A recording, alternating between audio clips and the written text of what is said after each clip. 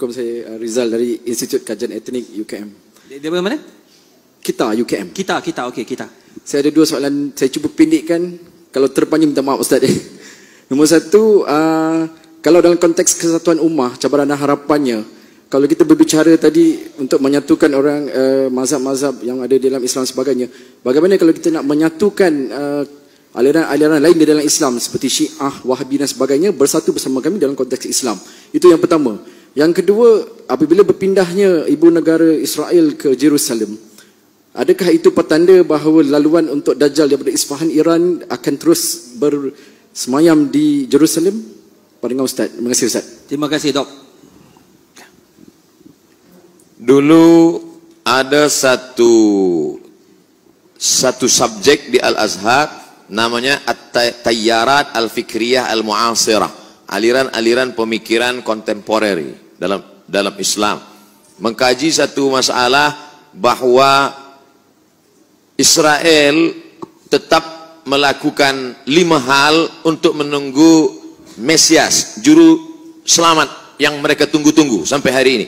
Karena menurut mereka juru selamat itu belum turun sampai hari ini. Yang pertama, semua Yahudi mesti kembali ke bumi yang dijanjikan Tuhan.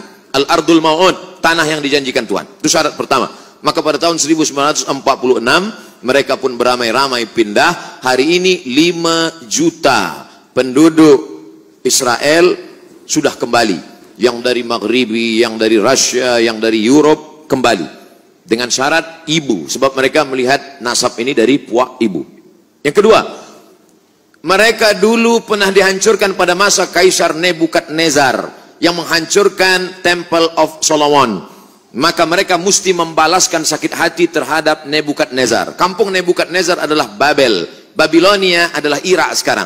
Oleh sebab itu Irak mesti dihancurkan. Itulah makanya serangan kepada Irak ini terus bertubi-tubi hingga hari ini.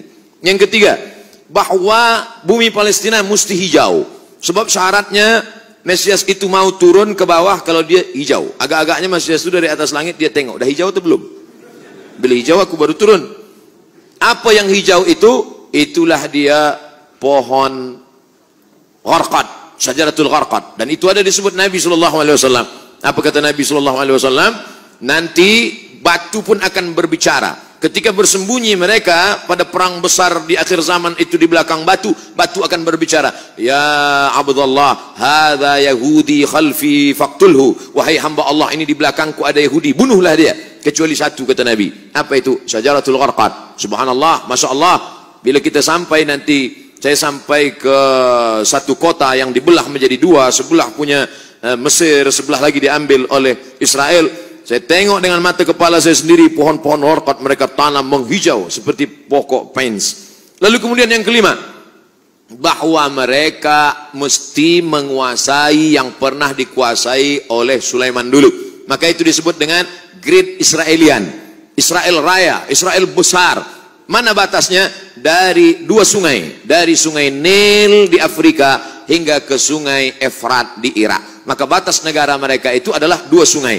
Maka dalam bendera dia dibuat ada bintang David, lalu segi 6, lalu di atasnya ada garis warna biru, di bawah ada biru. Yang di atas biru itu sungai Nil, yang di bawah biru itu adalah sungai Efrat. Maknanya kerajaan mereka dari Nil hingga ke Efrat. Yang kelima, kalau nanti mereka berkuasa di dunia, maka selain daripada mereka akan menjadi ghaim. Ghaim itu adalah keledai tunggangan.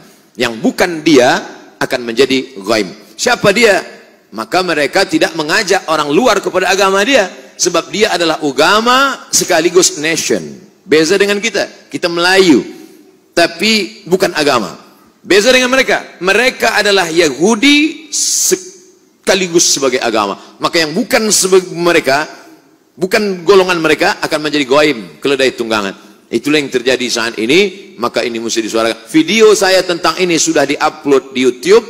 Hanya beberapa jam saja, lepas itu hilang. Kalau tak percaya, coba upload. Mungkinkah Sunni dan Syiah bersatu? Yang menjawab ini Syekh Yusuf Al-Qaradawi. Maka dibuatlah yang disebut dengan At-Taqrib Bainal Madzahib.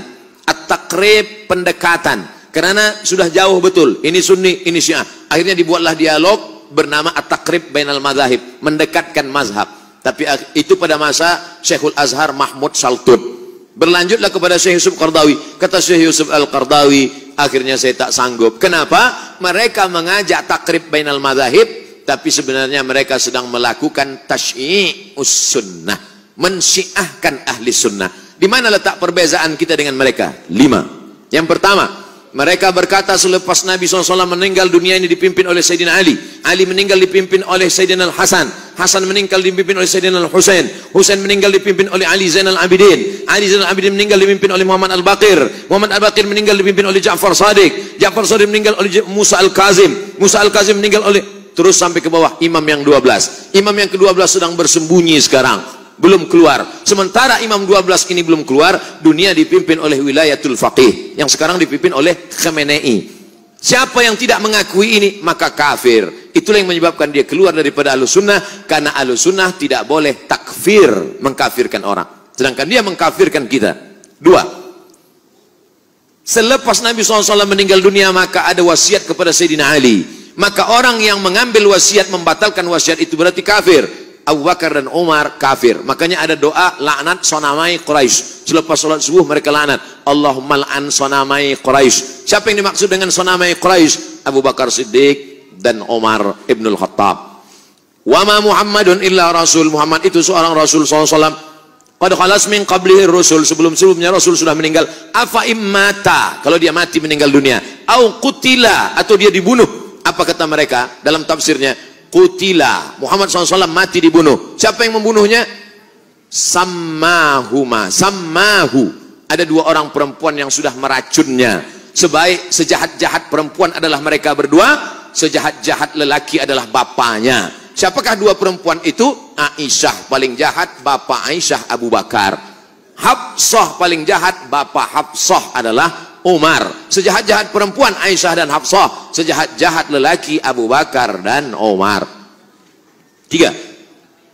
Sahabat Nabi yang beriman hanya Muaz, hanya Abu Dzar Al-Ghifari, Salman Al-Farisi, Miqdad bin Aswad. Selain daripada itu, sahabat itu kafir murtad. Sedangkan kita Ahlussunnah berkata as-sahabah udul. Abu Bakar Siddiq radhiyallahu an, Umar bin Khattab radhiyallahu an, Ali bin Abi Thalib radhiyallahu an. Sedangkan mereka mengatakan laknatullah alaih.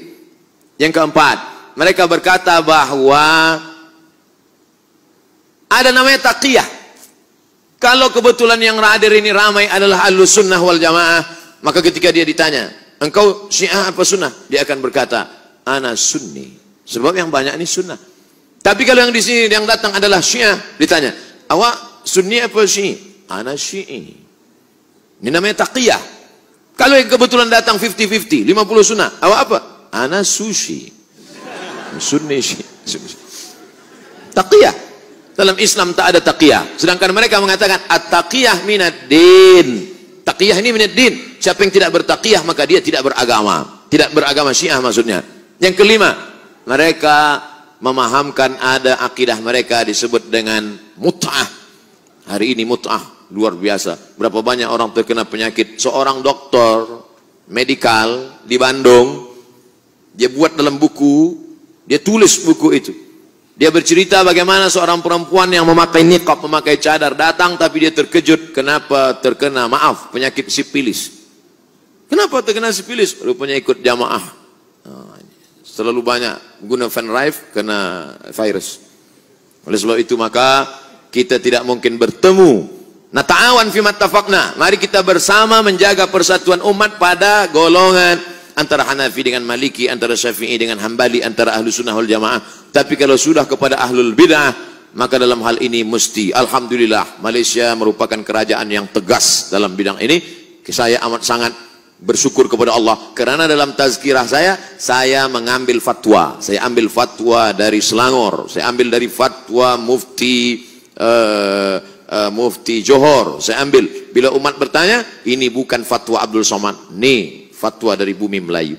Kenapa? Karena umat ini akan dijaga oleh ulama. Kalau ulama diam dalam masalah ini, maka habislah umat, akan diterkam oleh serigala-serigala.